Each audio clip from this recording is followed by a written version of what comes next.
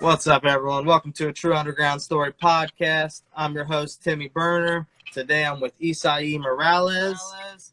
How you doing today? I'm doing excellent, man. I'm glad you're pronouncing it right too, man. Hey, I That's pay attention. I pay hell attention. yes. Yeah, I pay attention, man. How you feeling today, man? I can't complain, man. I've been excited for this interview all day because I was wanting to see the Luchadore mask. Oh hell yeah. Well, I'm happy to be here. I appreciate that. So let's start off. Just tell me a bit about yourself. Where are you from? I am from Dayton, Ohio. Born and raised. But then I did move to Cincinnati like midway through high school, so I guess I'm like a Dayton Cincinnati transplant kind of deal. What was like your early years like in Dayton, and then we'll talk a little bit about life in high school for you in Cincinnati. Um, well, basically, Dayton was pretty chill. My family came here in the early or the late '80s and still had like a restaurant over on Catawba and Hillcrest. So it was called Pepitos. So like that was like where as a kid we'd be hanging out most of the times while like our parents were working and stuff. And I mean, basically pretty chill upbringing in the city. Um, the usual dating thing, and then I went to high school over. I don't know if you're familiar with like, cause you're from Dayton as well, right? I'm from the Dayton area, so I know Uh, quite a bit about the area. like Chaminade, Julian is where I Okay. was.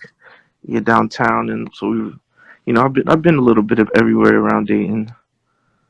And you said in your teen years you moved down to Cincinnati. Yeah, around I think I was 16 when I moved down there. What was that transition like going from Dayton, which is kind of a big city, then going to an even larger city like Cincinnati? It was kind of. I mean, most of the people like I grew up with, we were all going like to school together, so it was like already that friendship bond was already built and whatnot. So like going to Cincinnati and going from like schools in the city of Dayton, and now I'm living like in the suburbs of Cincinnati, where it's like only two minorities in the whole school type deal. It was a culture shock to say the least, for real, man. So, about how long now have you been making music professionally? Because when I was looking, I saw that you were releasing music back in 2018, but you've scrubbed all that music off the internet. Yeah, I've been making music for about a good 15-ish years, I would say. Yeah, about 15 years. But not really like performing, or I would say like in my early 18, 19, 20s is when I was really performing a lot. But it wasn't until like 2016 when I started the business and was like able to see some traction musically. So I would say professionally, like once the business was established, 2016 would be like the official start of the whole thing. How did you come about Isai Morales? Because I know you used to go by Easy El Loco. Isai, that's my real name. So I Okay. was like during this whole time when I was pulling like the music down and stuff and like really trying to like find my sound. Um, I was like, man, I just got to be myself with it for real. And I decided like at the time some legal shit was going on like with the copyright, so I had to pull down my catalog unfortunately for a little bit of time. And then it was like the perfect time because I was thinking about rebranding and being myself and having my own name. So then I ended up just sticking with it and going with Isai instead. So that's how it came to be. What was some of the music you grew up listening to? Whether it was stuff you seeked out or like stuff that your parents had you listening to? As a kid, I was glued to rap like early, like way earlier than I should have been.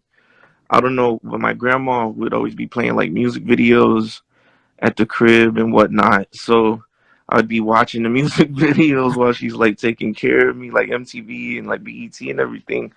And then like she bought me my first rap. See, it was the Hot Boys, Guerrilla Warfare, It was Ooh, probably like the year 2000 when Lil Wayne was like a little kid still, yeah. like 14 years old on the cover. My grandma bought me that not knowing what she was getting me into, and that was like the start of everything, like musically getting into rap, all of that. I like then my mom has always been into music as well. She's actually a salsa singer in a band down in Cincinnati. So like I was always at band rehearsals with her and like just being surrounded by jazz musicians and whatnot. What would you say? Just like your upbringing with music is what kind of made you want to pursue actually making music instead of just enjoying it, but wanting to actually create your own. Well, I feel like wanting to create is something like that's always been a thing for me. Cause like as a kid, I was always drawing and I was always like doing stuff to be, painting and being creative. But like music, I mean, it's always kind of just been around. It's always been a part of me. Like, I don't know. My mom said she used to go like to the Mexican parties and be there just listening to music while I was in the womb or something. And like, I feel like I just got in tune with music super early, and I've always had like an ear for it. And I just wanted to do that. And I feel like I've always known I wanted to do that, even as a kid, for real. So, with your mom kind of having her own background in music, was she like supportive of you wanting to pursue making music yourself? Oh yeah, she's extremely supportive, 100%. I mean, she's not always she doesn't always understand like the content, like coming to the shows early on, like when I was younger, they would get a little wild, so she wouldn't understand why like some of the stuff I was talking about, but then also looking back, I'm like, yeah, I was a little immature and I was, rapping about shit that wasn't really it Yeah. was a little wild just to be wild at those times. And but now I feel like she's fully supportive when like now that I have my own sound and I'm staying true to myself and whatnot. So, in 2013, you actually performed at New Year's Takeover by Nick Youngerman. Oh shit. You also were on the slate with Cali Kid Dubs. What was that like getting to perform? Oh man, those are the homies still. That me and Callie go way, way, way back actually. Like I learned a lot through him and the people he was coming up with back in the day. Like they were the first people to put me on some shows when I was in high school still. Like they would pick me up and take me to Pickwood to perform out there, and that's where I really got some like on stage experience and whatnot. And then Cali growing and seeing him grow as an artist and seeing like the business side and the inner workings, like a lot of how I maneuver, like how I'm maneuvering what I'm doing at the moment has been built off of what I saw happening there and like realizing, okay, you gotta have the graphic art, okay, you gotta have like the inner knowings of the business side and like behind the releasing music, like all of that started there. So and then Nick Youngerman at the same time he was having his thing going off and we were like all coming up at the same time. They kind of just like everybody was cool with everybody and we would do some wild ass shows in Dayton, man. W.O. Wright's 2013. That's So, wild. did you go to Wright State? Yes, I did. What did you go to Wright State for? I started as a business major and I switched over to art. I was not doing good in the business classes. I would say like the marketing classes was solid, but like I wasn't doing so hot in the business school, so I switched out and I ended up getting my degree in art. And then forwarding a little bit, in 2016, like we talked about, you deleted all your catalog from 2008 to 2013. And then 2017, you posted that you accumulated over 2 million streams Oh in yeah, 2017. What was that feeling like for you when you hit that goal? dude, that was random as hell. I feel like I got lucky. At that time, it that song had been out for like 6 months before it started like really getting traction. I think it was "Beautiful Last Day" was the first one to start getting picked up by like Spotify playlists and stuff. And this was at a time where like Spotify playlisting was like brand new, and they were just really helping. There was one lady in particular. I know she likes to stay behind the scenes. I would shout her out, but she found my song and she put it in the Fresh Finds playlist, and then it just started going crazy. And then it was like a trickle down scenario to the rest of the music, and people were getting hip to the Easy Loco right before I pulled it down through the copyright issues. But it was a cool feeling. It was crazy to see it happen, and it's crazy to see the rebuild after all the negative shit that happened. So obviously, I'd be stupid not to ask. You went by Easy Loco. We've talked about that. And then when you switched to going by your name, is that when you decided to start wearing the mask? No, I was maskless for the first few years of the Isai Morales, but I like pulled down the album artworks and switched them up and like made new art and re-uploaded like super low key during 2020 because I think it was COVID when decided to bring the mask out. Like it started as a joke because like they were like, we gotta wear masks out and go to the grocery store, and I'm like, you know what? Let me get a Luchadore mask that I can wear going to the grocery store and whatnot. And then I was just thinking, like, maybe this would be a good idea to do with the music for a song or two, or have some videos with it. And then it ended up just sticking, and I ended up using it the full time, and it's kind of like a way to like take it off and just be myself at the end of the day type deal. Yeah. No, I feel that.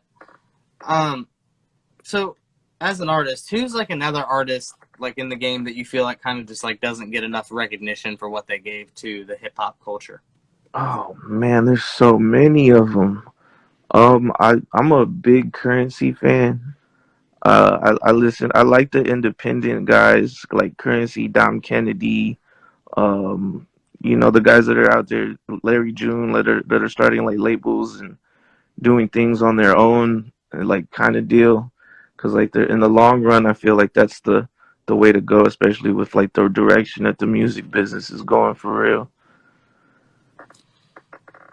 So you've been around for a long time, so you've obviously got to work with quite a few artists. What would you say has probably been like one of your favorite artists to like get in the booth with or to just work on a track with together? Kelbender. He's amazing. He's a producer out in LA now. He's like the only other person I trust touching my vocals. I mean, there's not. I'm really picky with You who I got to be. who I let engineer my shits, and Kelbender is one of those people that I trust wholeheartedly. He's one of the few people I feel comfortable with recording. Like I do a lot of my stuff by myself for the most part, just because it gets like real personal nowadays. But with him in the studio, he knows how to take that and make it like crazy, and like since he's producing everything, he can maneuver the beat to sound amazing, exactly how it needed to be in that moment in time for real. So if money wasn't an object, who would be like an artist that you would want to work with? Like Man, oh man, there's so many of. I don't know if I could put. you can give Oh, me your top three. my top three. Oh man, probably Kenny Beats for sure. Um, Let me see, Spooky Black. I need to make some sad R&B songs with Spooky Black for sure, or Corbin, I should say, Corbin. And damn, for number three, dude, there's so many people that are fire that I would love to work with. Um, if money wasn't a thing, probably Currency for real. Currency. Yeah. So has your sound always been like what it is now, or have you like switched up your sound a lot over the years? Um, as far as the sound goes, I feel like I've evolved as far because like I started producing in like 2016 for real, and then I've just kind of built on the like the more intricate I get with like the music is like it's the more I don't know. I think over the years, I'm trying to vocalize. I'm trying to think real quick just how I You're good. can vocalize that. I think just with the time, I think I just get better because you make more beats, make more, you learn how to mix better, you learn how to do everything better. With time, it just gets better, and then the more you like learn about yourself in that time period too, you can reflect that in the music more. So I feel like just with time, really, the music just grew. You know, you get more sound banks, you get more sounds.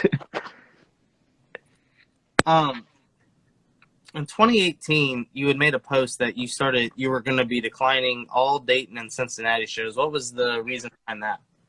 I kind of regret making that post. I'm not gonna lie, but at the time, especially that time, I was doing a lot of shows just back to back to back.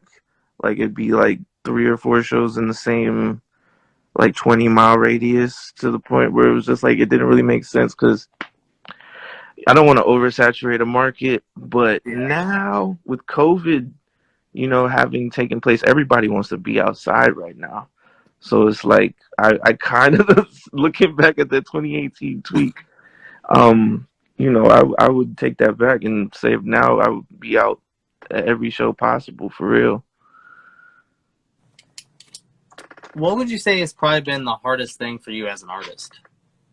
Probably having access to resources for real, like being in Ohio and not really knowing how, you know, to get your music to the right people to be able to be considered for certain opportunities and like not really knowing how the business works at all. I think that's like just having access to that knowledge and having access to, you know, being able to, you know, get your shit taken care of for real is the hardest part. But creating, I think, can be hard at times as well because you can go like months without making anything. Staying inspired for real also is hard as well. What would you say in counter to that would be what would be the most rewarding thing for you as an artist?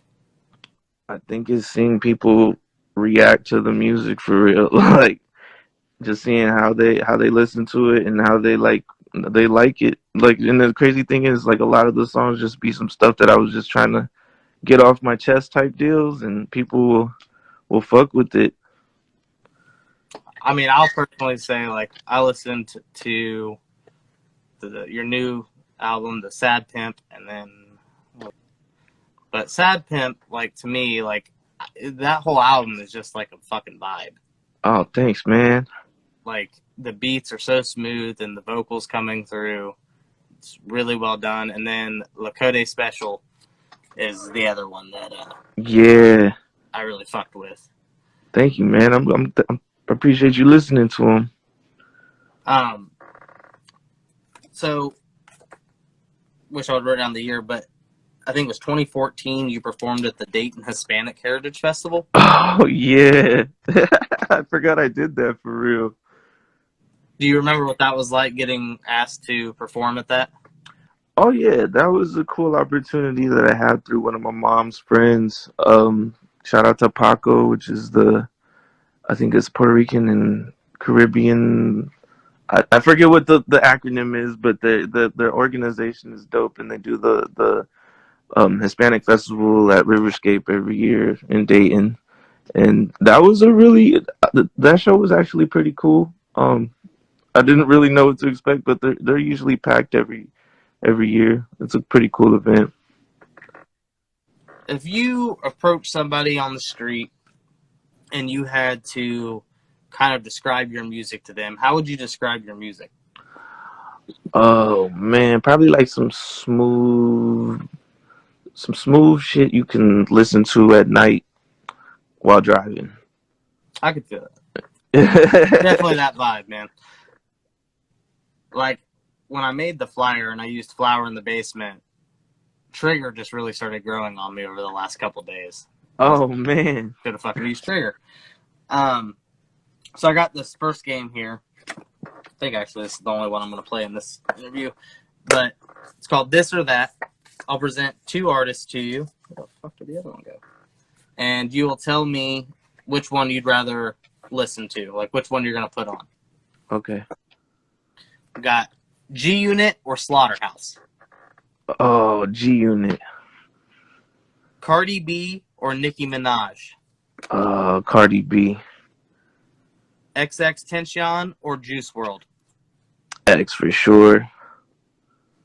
Rapper Machine Gun Kelly or Jack Harlow? Oh, damn. Those are. Oh, oh, oh shit. Oh. You said rapper MGK, like early, like lace up Yeah, times. yeah, lace up times. I'll put lace up MGK against Jack Harlow for sure. Kevin Gates or Joyner Lucas? Kevin Gates.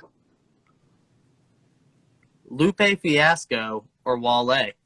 Oh, damn. No, that's a hard one. Shit. Damn. I'll probably do. Uh, I'll probably do Lupe on that one. Wiz Khalifa or Young Thug? Oh, damn. I'd Young Thug. Young Thug. Nelly or Akon? Nelly for sure. Tory Lanez or Chris Brown? Oh, damn. Both the controversial figures, man. Yeah. Damn. Oh, shit. Damn. Uh, I plead the fifth on this one. Somebody else just did that the other day. I plead the fifth on that one. Bruno Mars or The Weeknd? The Weeknd. Erykah Badu or Lauryn Hill? Oh no. Lauryn Hill doesn't have that much. Doesn't have a big catalog. I'll probably go with Erykah Badu for sure. Music Soul Child or Drew Hill? Drew Hill. DMX or Ja Rule? DMX. Jay-Z or Nas? Jay-Z. Tupac or Biggie? Oh damn, dude. Oh shit. Oy. Oh man. I'll probably do. Fuck. I'll probably plead the fifth on that one too. Is that an option? Yeah, I allow people. I give people the pass. Because sometimes they just be too hard. I get it. Kid Cudi or Don Toliver? Kid Cudi. Outkast or Wu-Tang? Oh damn. Outkast. I listen to more Outkast than Wu-Tang. Eminem or The Game? Eminem. 50 Cent or Jadakiss? Jadakiss. Some of these do go a little bit back. So we got E40 or Twista. Oh shit, man. E40 for sure. Nice. The Locks or Dipset? Oh, Dipset. Goody Mob or Bone Thugs and Harmony? Bone Thugs. Bone. Yeah, Bone Thugs 100%. 21 Savage or Kodak Black? Damn. Oh, I feel like I listen to more Kodak for real. I'm gonna go with Kodak on that one. Ab Soul or Schoolboy Q? Schoolboy. J. Cole or Kendrick? Kendrick. Mobb Deep or UGK? Oh man, I'm a UGK fan, but Mobb Deep or Legend. I'm UGK. Pusha T or Kanye? Oh damn, he putting Pusha T against Kanye. Lil Wayne or Drake? Lil Wayne. Ransom or Joe Budden? I'll probably go with Joe Budden for real. Royce da 5'9" or Benny the Butcher? Benny. Gucci Mane or Jeezy? Oh, Gucci. Does that night where they did the verses and performed together still stand to you as one of the best moments of that year? Oh, dude, that was one of the best moments of COVID 2020 of all time, for real. But yeah, Yeah, 100%. Yeah. Ti or Ludacris? People sleep on Ludacris. I'm gonna go with Ludacris. I agree. Last one I'm gonna give you is Young Dolph or Nipsey Hussle. Oh, both of them are I respect tremendously. Those are like two of the best independent guys of all time. Man, that's a hard one. Jeez. Oh, damn. Nipsey. Nipsey. So you've been getting back into doing. Have you gotten back into doing live shows yet this year? Yeah, yeah. Actually, I've been starting to feel comfortable on stage again. We got a couple lined up for this month. Actually, this Saturday I'm at Fountain Square in Cincinnati, Ohio, and then the 27th we're doing a show in Yellow Springs on like this little private plot of land. It's pretty cool. Got tickets in the bio if you want to check those out. So, looking on your YouTube here, you've done quite a few visuals over the years. Do you always like have a certain like concept in mind when you make a song for the video? Not usually. They usually will come to me afterwards, and then I'll link up with Prince, and we'll try to see what we can do, and just make whatever we can do with the means that we have. But he's pretty good at bringing my visions to life. We usually just come up with the ideas after the fact. Do you always work with Prince visuals? As of the last, yeah, as of the last couple years, yes. I But mean, I've the video. also, I agree. The videos come out fire, so I don't blame you.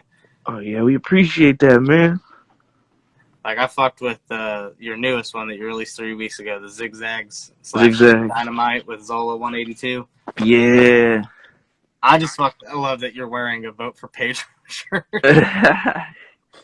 Gotta stay true to it, man. Um, as an artist to you, what's more important on Spotify, your monthly listeners or the amount of people that are following your Spotify page to be notified when you're dropping? Um, because the monthly listeners come and go. I feel like, but it's definitely the follow. I would say in long term, you want your followers for real, just because they get every release, every time you put something up for real, and that's like a key to reaching the algorithm and being put in like the algorithmic playlists and whatnot. 2020, you only did one feature, and it was for a band over in the UK that you had met through MySpace back in like 2009. Yeah, Or damn, hell yeah. how did that come about? Like, just the fact that he contacted you so many years later about doing a song together. That was with the Citrus Clouds, and they have one dude. He used to make music back when we were in the MySpace days. He actually started producing some really dope shit over there. Made some cool sounds, and we'd always like followed each other over the years, but like kind of like broke off over. I mean, because like, I guess MySpace was like 2000 and whatever years that was, but then Twitter came. We follow each other on Twitter, and then he messaged me one day and was like, "Hey, I think I got something for you." And then he sent over the song, and I hopped on it. And I don't think he's released it yet, still, but they don't really release very often, so I'm not really expecting like that song to come out anytime soon. They And keep then, that stuff tucked away in the vault. yeah, they only release like once every couple years, surprisingly. But you should check them out. They're the Citrus Clouds on Spotify or wherever you get your music. They make some good music to listen to while driving as well. So, how many tracks would you say, ballpark estimate? You don't even have to throw out a number if you don't want to, but tracks you're like sitting on that are unreleased that you just haven't figured out if you want to release them as singles or put them on a project. Oh, well, I have about a year's worth on my computer right now, but I lost count, but this hard drive right here has like everything from the past 5 years or so that there's what I like to do creatively. I like to like make a bunch of music throughout the year, and then choose the best ones at the end of the year to put into a project together. And then as of recently, I've just been dropping like the throwaways randomly, like every 2 weeks on Spotify. I've been slacking. I've been slacking the last couple weeks, but I've just been choosing random songs from the catalog while putting together the projects, and that's kind of how I built the last couple months, I would say.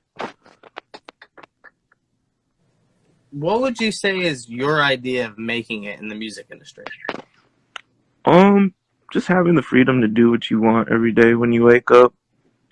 I mean, everybody's definition of success is different. Um, I think mine would be just waking up every day and being able to, live a chill life and make beautiful ass music while I, live and be inspired by the things I'm doing every day.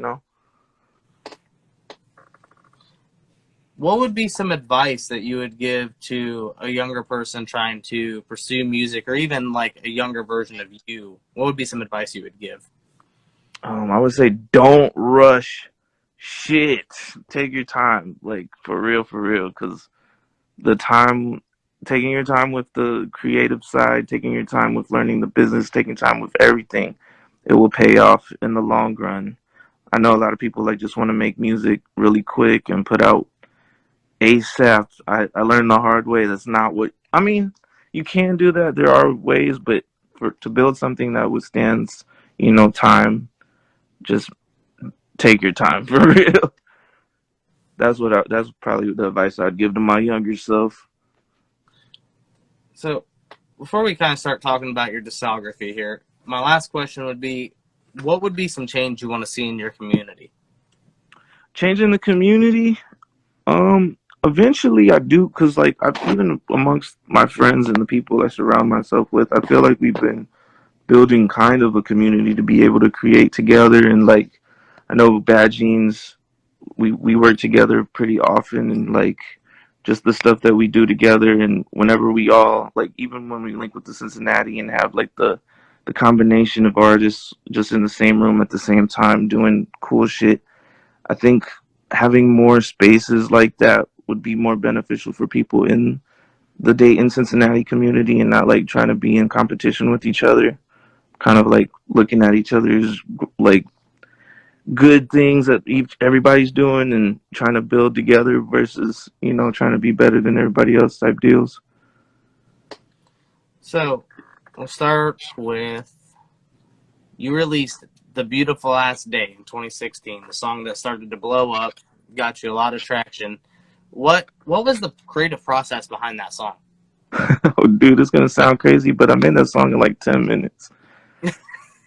Like I look back and I'm like, man, I really did not expect that song to do anything, because like I had a homie, he was in Australia, like he's probably like 15 years old, sending me packs of beats, and he sent me that one along with like five others, and that was the first one I recorded on. And it took me like 10 minutes to write the verse and record, and then to actually record and mix it probably like half an hour, and the whole song was basically done. And then I put it up, and then 6 months later it started doing numbers. Where did you make the cover art for that single, or did you have somebody make that for you? Because it's very intricate the way you've got this laid out. Like, it's For Beautiful Last Day, I had the homie Ghost God do that. He was at the time based in Chicago, but I think he's moved down to Georgia. He's pretty crazy with the illustrations. yeah, man, it's a sick ass cover. Um, so then in 2017, you released two songs, Loose Ends and Loco. What was the process behind those two tracks? Oh, Loose Ends. That was with Joey. That was when we were living in Cincinnati. Um, that song was kind of crazy. We went to Taco Bell. Like we we went to Taco Bell, and we ended up recording a skit that's featured on the project that's on SoundCloud that was a part of. It's kind of hilarious, but really we just went to Taco Bell. They fucked up our orders, and then we recorded that song right after. So we kind of like turned that skit into that song, and then kind of just built up in the studio with Kel Bender as well. Really good time in life. And then with Loco, it was around that same time period. That was actually produced by Khrushchev. He sent me over the beat, and I hopped on that thing really quick. And the song kind of basically wrote itself, and within like a half an hour, and then we put that out, and it was another good time in my life as well. And if I'm not mistaken, you had another song in 20. Whoa, skipping a year here. Hold on. What was the Catalpa 99? What was the process behind that before I get on to my next question? Catalpa 99. That was COVID times. Basically, I made that beat in my mom while living in my mom's basement when I moved back home. From and that song kind of was inspired by living in my mom's basement. Kind of brought me back to my roots and inspired like the first line on there is like shout out to my mom because they raised me by myself or whatever. And then I laid that verse down, sent it over to the homie Zola, and he hopped on there and did his thing. And then I mixed it all down, and that song ended up being probably one of my favorite songs off that project. Speaking of Zola, how exactly did you and Zola meet? He's part of Bad Genes, and we met back in like 2014 at this festival called Ream Fest. It was him. Um, his name used to be Bob Frost, but his Dirty White Vans now, and Dos Grandiose. They were performing as well, and we all performed. And they needed to ride back to Dayton because it was out in Springfield or whatever. So he loaded like hella people in this little Toyota that I was driving, and I gave him a ride back, and we've been friends pretty much ever since. So then in 2021, if I'm not mistaken, I should probably cross check that. But you and Zola did Zigzags and Impala shit. And that ended up doing some decent numbers, I believe, on YouTube, didn't it? On Spotify did some numbers. We just put the video up a few weeks ago, so it Oh, hasn't really. that's what it was, yeah. I remember seeing that just recently somewhere, so I couldn't remember if it was because I saw it was at the topic for YouTube or if it was just something you had posted on Instagram. Oh yeah, that song started making everything start going again for real. What was the process behind that song? Because you and Zola at that point had already had a couple songs out together. Zola actually made that beat. He sent over the stems, and I mixed it down, and he's like, "Yo, do what you can with this beat," and I hopped on it like immediately, sent that back, and then he hopped on it as well. And then we ended up linking at the studio and bringing in Young Simi to record on the third verse because he was in town at the time, and that song ended up becoming what it is today. We mixed it down, and it sounded people really like it apparently. So it's just kind of a cool thing to see. So I'll ask about two more singles here, and then we're gonna move on to the full projects. 2021, you released Palomas. What was the process behind that? Oh man, that's what my man's Devin Burgess.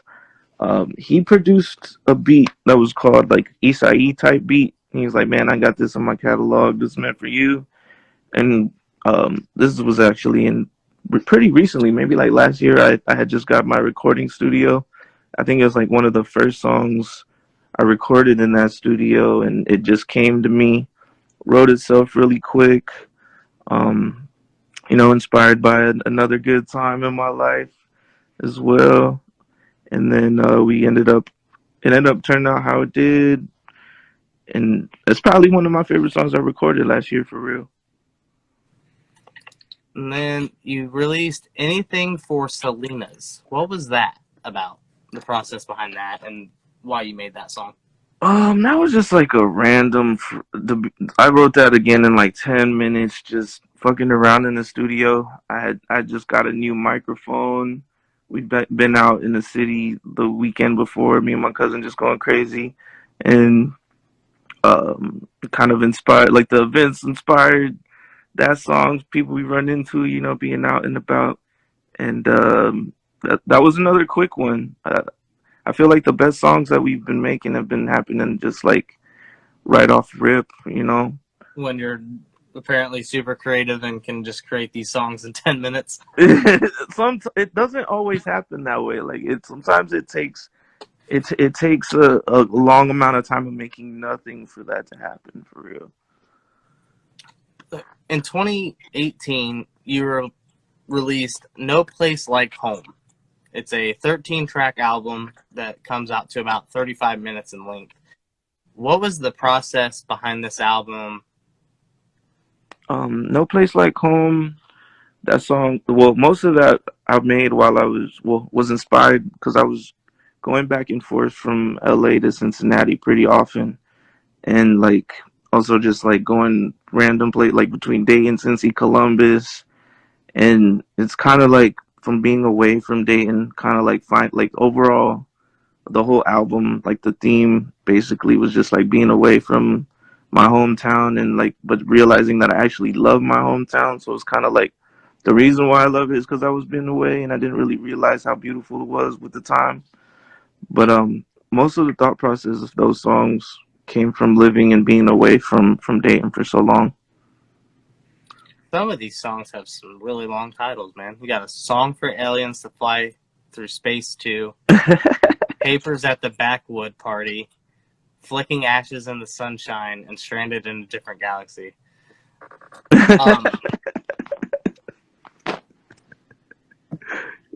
The long titles that I was feeling some type of way at that time. Quick question. Are you a Backwoods or a Swishers guy? I've been actually I smoke papers for real. I try to stay away from blunts. I guess but, yeah, you have songs called Zigzags. but I when I do smoke some woods occasionally, like once in a blue moon. So then that brings us to your next project in 2019, and I'm gonna probably fuck up this title. A Falta de Pan Tortillas. A falta de pan tortillas. Yeah, but you can just call it tortillas for short. That's what I call it for short. You have a song, Pinche Karma, with Emilio Morales. Is that a relative? Yeah, that's my cousin. We have a few songs together. He's on Flower in the Basement as well. What was the process behind this album?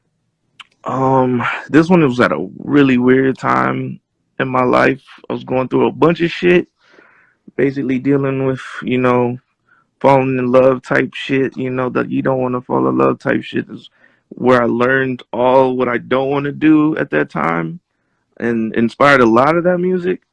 For that one particular song, that Pincha Karma, we were at Emilio's house just fucking around on the guitar with the bass, and we ended up recording just random licks and whatnot and building a beat around some of the stuff we laid down. Like he played the guitar, I was on the bass, and then he just like out of nowhere had this verse, and it came down, and that was him singing, and we put that on the track, and ended up coming to be what it is.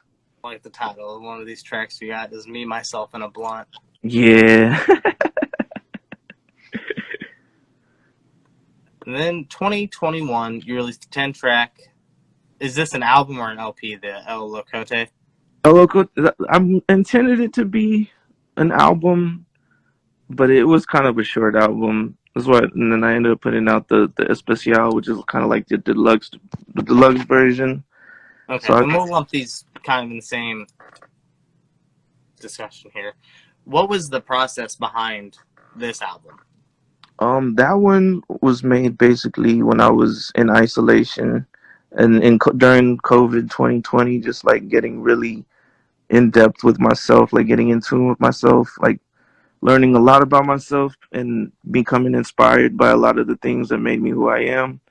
So I started like really getting in tune with, stories that I lived through, stories that my family's lived through, and, kind of put that into the songs I was creating. Like a lot of the songs on that album are stories really personal and, get into really deep content sometimes. But, yeah, it basically was just inspired during the time when coronavirus was doing its thing and I couldn't leave the house or do anything.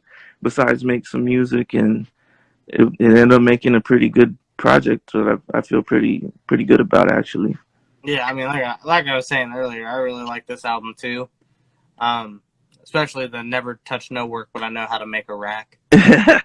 Long title as well, man. It is. Maybe that's saying something. Maybe your long titles are the ones to go with. You don't forget them, man.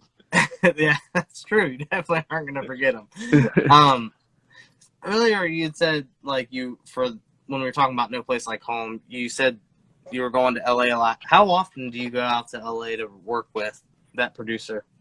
It's been a while. I lived out there for a little bit in 2019, 2020. That was actually right before I came back and COVID hit, and I ended up just staying here. But pretty much, I haven't been. I was supposed to go this past couple months, but plane tickets and cancellations and shit have been fucking up my whole plan.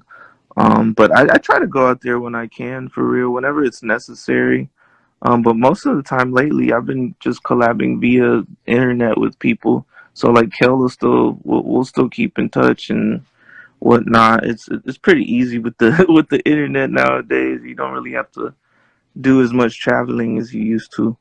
Yeah, that's true. Um, what was that like moving from Ohio and then moving into like a completely different culture of LA? What was that like? It was cool. It wasn't really meant for me for real, but it was a good time while I was out there. I enjoy being out there for short periods of time, but being out there to try to live there is it's a little anxiety inducing. You gotta figure out how you're going to pay rent. You gotta figure out how you're going to do all this stuff, and you're going out there with no job and trying to figure it out. It gets a little stressful, but it was fun while while it was going down. You're making memories and meeting people you never would expect to meet and whatnot. But like I said, it's a lot more peaceful of a lifestyle living in Ohio and then going out there when necessary type deal. Um, so then that brings us to June 17th of this year. You released the Sad Pimp _ Pimps Cry 2 .wave album. How the fuck did you come up with this title for the album? Well, it is an NFT. You can still get it as an NFT, but originally it was just gonna be an NFT, and that was gonna be the only way you could get it. That project is basically a compilation of a bunch of throwaways from 2016 to up until last year, just like the random songs that I really wasn't gonna put on any projects or anything, and then it ended up sounding really good together. Like all the songs where I was listening to, I'm like, this would probably be a nice little piece together project, and I was gonna do it as an NFT strictly, but a lot of people were asking for, like, we put it as a hard copy as well, and people were buying the hard copies of the CDs, and they were like, "Yo, you gotta put this on streaming," and put it on streaming, and it's been doing pretty solid. Yeah, like Trigger is only a minute and 25 seconds long, but just the vibe of that fucking song, man. I really fuck with that vibe. I appreciate it, man. Um, so obviously, like you said, most of these were all throwaways, and like Sundays at Salsa and anything for Selena's were songs that you already had released as singles. Hmm. Did you release those to like hype up this album, or were they originally just intended to be singles? Those were just random songs I was dropping, like from the catalog kind of deal, like the every 2 week thing I was doing. But then I ended up putting them as bonuses on the Sad Pimp project. Those two are not actually on the hard copies that we were selling, but we put them on streaming just as like a quick bonus. And since they were doing pretty well, we added it to add a little oomph to the Sad Pimp project. So you had brought it up earlier. You have a performance on the 27th out in Yellow Springs, Ohio. It's a beautiful ass night at the Hideout. How Yep. did are you the one hosting it with Devin Burgess, or are you guys the ones behind putting it all together? Yeah, we're putting it all together. It's me and some homies. It's at the homies. It's the homies plot of land that we're doing that, and the other homies gonna be doing lights. Like we got a whole kind of production down to a T. Like if you've been to one of our shows lately, we kind of like to do a little, stage sets and whatnot, and get kind of crazy with the lighting and stuff. So this will be kind of more of like an experience like that. Kind of a more intimate setting and kind of a good, beautiful last night, man. You've recently did new music with "I Hate You, Alex." Yep. What was that? Oh, the I Don't Belong Belong anywhere? Anywhere. Yes. That's another long title. But basically, we ended up getting hip to each other through the internet as well. Twitter, I believe, is where I found one of his videos, just randomly, like in 2021. And I was like, "Yo, this is fire." And then he ended up messaging me back. He's like, "Yo, your shit is fire too. We should do some shit." Bada bing, bada boom. We ended up following each other. It wasn't until this year where I was like, "Yo, I think I got something for us," and I sent him over the beat that the homie Devin Burgess has made with me on it, and I'm like, "Yo, this is the one." He ended up popping on it, and we ended up putting it out, and that's how that collab came to be as well. I mean, How often are people mispronouncing your name? every day, Every day. every day. I'll tell you what, I want to say it's your Instagram bio is how I feel. Yeah, it was your Instagram bio, because as soon as I went to your page the first time, it made me laugh because you have it sounded out and said it's like acai but with an E. Yeah, yeah. It happens every day for real. So obviously you got your mask that you got right now, but you've had multiple different masks. It looked like you had one that was very Rey Mysterio. Oh yeah, I have an actual Rey Mysterio mask somewhere. Do you switch up your mask, or is that now your new permanent mask? I switch them up on occasions. It depends on how I feel that day. I got a nice little collection going on, about 13 masks right now. The floor is yours. If you have anything you want to plug, man. Um, you can follow me. Hola, me llamo Isai, which is HOLAMELLAMOISAI, and that's Isai. ISAI, super easy, 4 letters. Can't get it wrong. That's where you can find me everywhere. If you need tickets to the show in Yellow Springs, hit the bio and then go stream Locote Especial everywhere. You get your music. All of Isai's Morales' links will be in the description below when this goes live on YouTube. Once I get it edited and all that. His Instagram, his Facebook page. Because you have like a business Facebook page, don't you? Yeah, I don't really maintain it, I'll be honest, but I Okay. do have one. Okay. We'll do the Instagram, his YouTube channel, his Spotify, and his Apple Music.